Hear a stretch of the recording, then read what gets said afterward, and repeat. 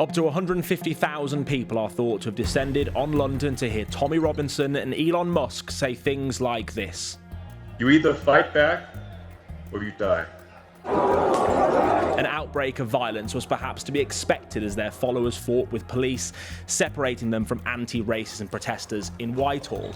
But it was the overall scale of Saturday's Unite the Kingdom rally that clearly took the authorities by surprise. So how significant a moment was this for the far right, and what are the repercussions for Britain and our politics? Our correspondent John Ray was on the ground at the march. The story that these people are trying to tell is about taking back control of their country and control of what their flag means. That's extremely contentious, extremely difficult, potentially extremely divisive. This is what you need to know. Welcome, I'm Daniel Hewitt, and John, we'll get to the events of Saturday in a minute, but from your assessment being there, how significant a moment was this, do you think? Well, it certainly felt like a moment. Now, it may be, Dan, that we look back in a year's time and this was the high point for this movement. It could be that we look back in a year's time and think, gosh, that was the beginning of something huge. I think, for me, the big takeaway from this is that there is a convergence of factors here. There is clearly widespread angst about the scale and pace of migration into this country. You couple that with the economic hardship that a lot of people are feeling. You put that together with people who are radicalizing themselves on social media, and you end up with 150,000 people on the streets of Whitehall.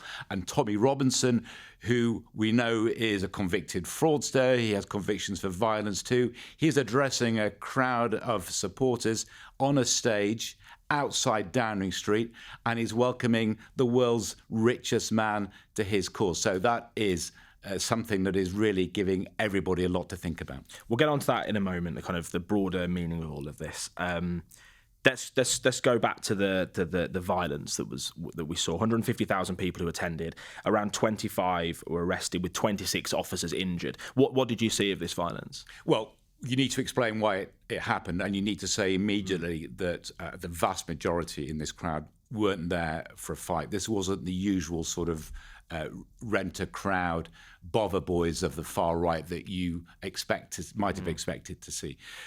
But at the margins, there was certainly some of that. And I think because there were so many people there, they could not physically fit into Parliament Square, which was where the rally was supposed to be taking place. So once the front of the rally got to Whitehall, people were still coming across from South London.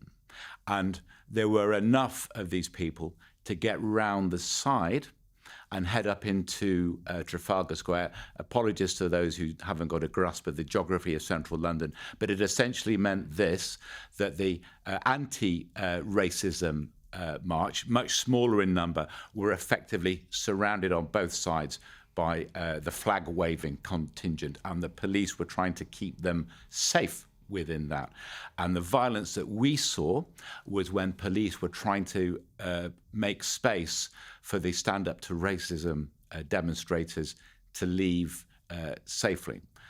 So it was a question of police forcing their way through into the crowds to knock them back. The response came in the form of thrown bottles and other missiles that came showering us.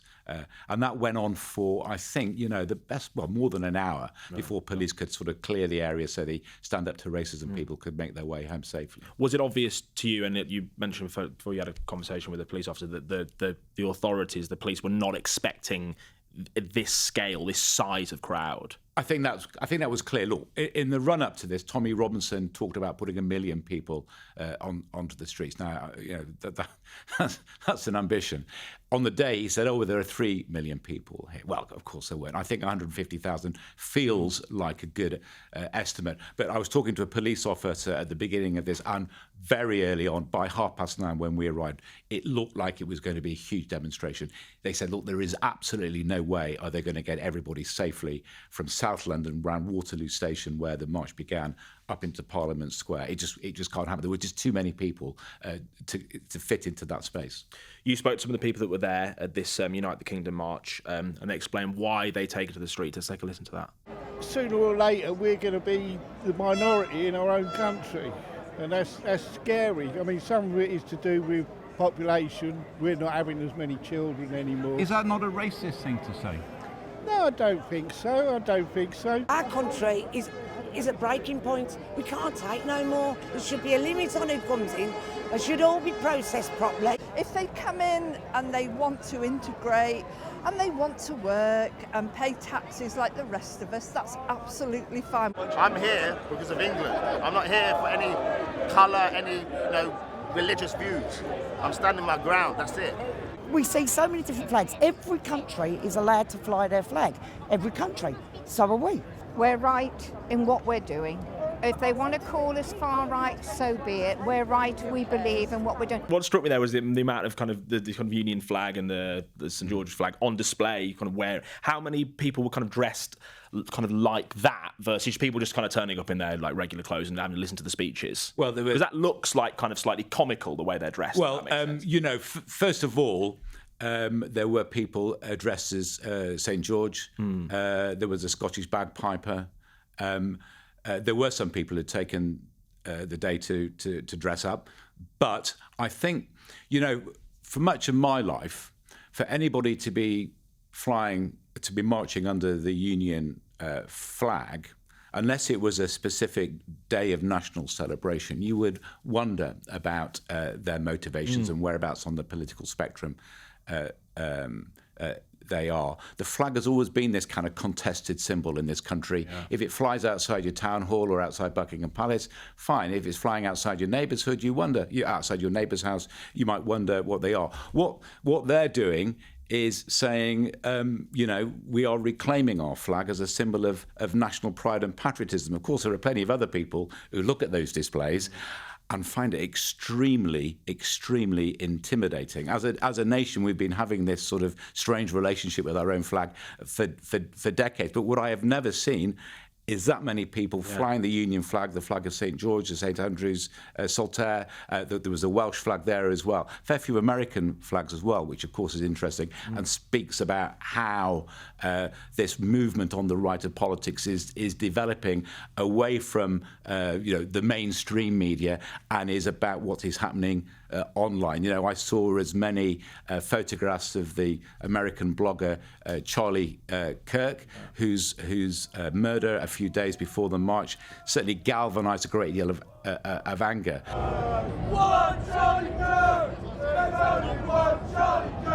So, these are people who listen to Charlie Kirk, to other what we would call right-wing media channels, and in that sense having a closed conversation.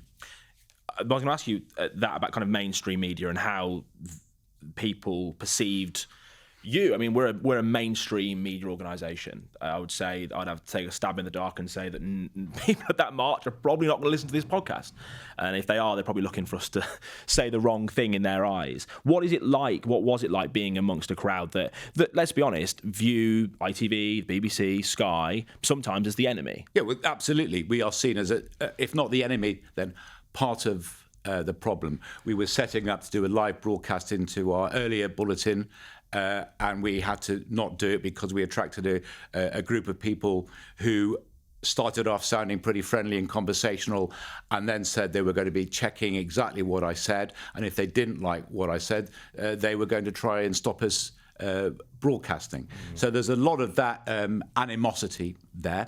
The media, the mainstream media, as far as a lot of people on that march are concerned, are part of the problem in the way that the conventional main parties are part of the problem. They don't hear their stories enough. They don't hear their viewpoints represented. They feel ignored and alienated by whether it's the Labour Party, the Conservative Party, or ITV News or the BBC.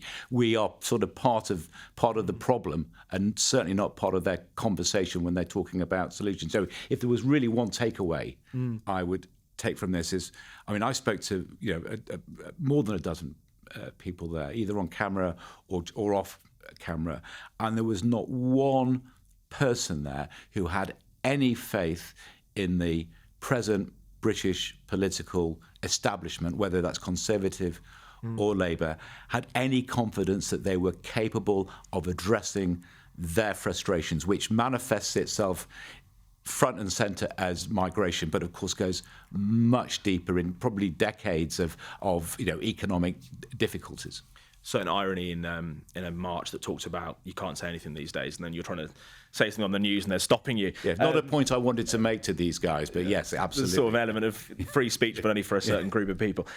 Let's take a listen to that clip. We had a little flavour of it at the top of this with Elon. Extraordinary Elon Musk, obviously owner of X and Tesla. Let's take a little longer listen to what he had to say to this march.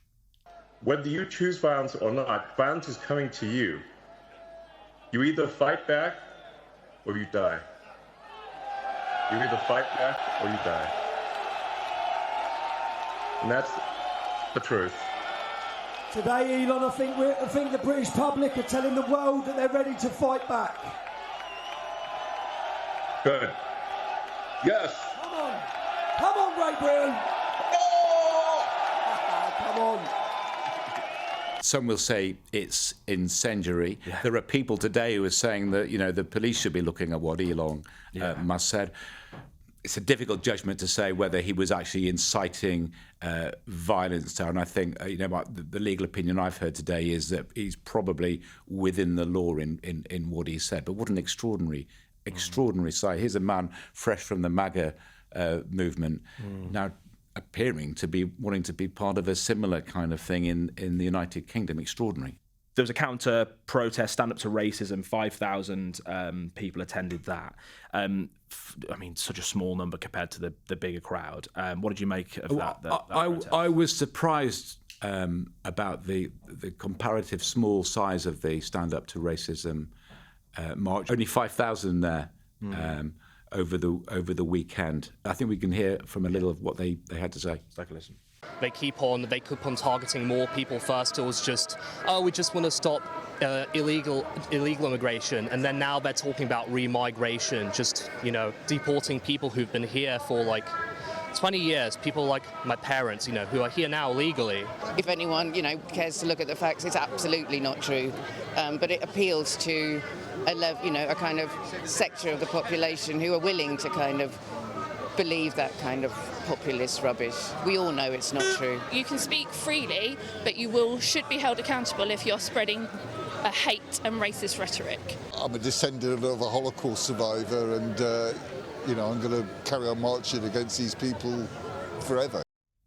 What do you think they are then, John, the kind of wider repercussions? You hinted earlier at the lack of faith in the two main political parties. Well, look, people have heard this line many times. It's become a commonplace thing to say that, if Liberals don't fix the issues over migration, then the extremes will fix it. But I think the reality is for the Labour Party, it's really difficult. Although rhetorically they have moved to sound tougher on migration, and they brought in policies they say will halt or reduce the amount of illegal migrants coming across the channel. We're yet to see the fruits of that. And of course, the Labour Party is exceptionally proud of its long history of anti-racism. I think obviously it goes without saying that a lot of people in the Labour Party, a lot of Labour voters who are very, very uncomfortable with the thought that the Labour Party should be seen as an anti-migrant party. Of course, there's a lot of debate within the Labour Party whether it's even worth going after the far right or the right-wing vote. They would say that the people they saw on that march on Saturday are probably all going to vote reform anyway. So why chase down that blind alley? So this kind of goes back to that argument: stand in the middle of the road, you'll get run over, and that's kind of where Labour currently are. I think in lots of places.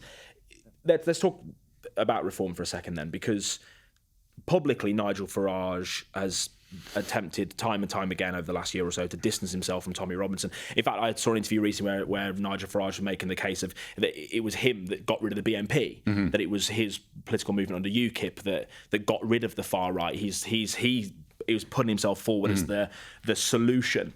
to people like Tommy Robinson. But do you think he is set to benefit from this kind of feeling?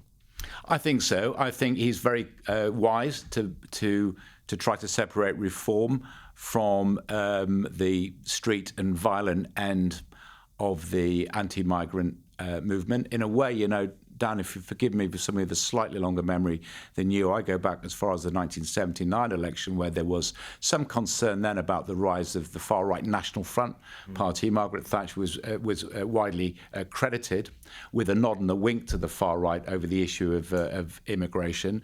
And of course, in 1979, one of the many things that happened there was that the National Front was destroyed as an electoral force. I'm sure Nigel Farage has got that in mind. You know, I did talk to people about their voting intentions, and yes, reform was the name that came back. And we're not sure yet whether Tommy Robinson is going to try to convert his movement into some kind of parliamentary or an electoral force. At the moment, you know, the momentum is certainly behind the reform. Every poll over the past, several months has really been shown that Nigel Farage is a beneficiary for the discontent. And I keep wanting to emphasise this. This is not just about levels of illegal migration. It's much broader discontent and cynicism with our conventional politics. People are sick of hearing politicians promising stuff and then not delivering. People sick of finding that life gets tougher and tougher every year rather than easier and easier. And I suppose, final thought, I think on that, politics, and you cover politics for many years in Westminster, is about stories. It's about telling a story about the country. And right now, that there is a very clear, whether you agree with it or not, there is a clear story being told by Reform and by people on the far right about the country, about the state of Britain. They're telling a story that some people can buy into. And if you right now look at the Labour Party or look at the Conservative Party, what story are they telling? What are you buying into? If I'm voting tomorrow, what am I voting Labour for and what am I voting Conservative for? And that's, I think, a problem for the mainstream political parties. They're muddled in what their view of Britain is and what they think Britain should be, and there's not a clear narrative. Yeah, I think that's right. I mean, you've said everything that I would say as well. You know, the story that these people are trying to tell, well, it's sort of a slogan that was popular and very successful a few years ago. It's about taking back control of their country and control of what their flag means. That's extremely contentious, extremely difficult, potentially extremely divisive territory that this country is getting into. So whether you are sympathetic to one side or the other, I think we can all agree that these are potentially really difficult moments for the United Kingdom. John, fascinating. So we could talk about this all day, but thank you and thanks for your reporting on the weekend. If you're watching this on YouTube or Spotify or listening on any of the podcast platform, you can hit subscribe to make sure you never miss an episode. We'll be back with another quick briefing soon, but for now, goodbye from both of us.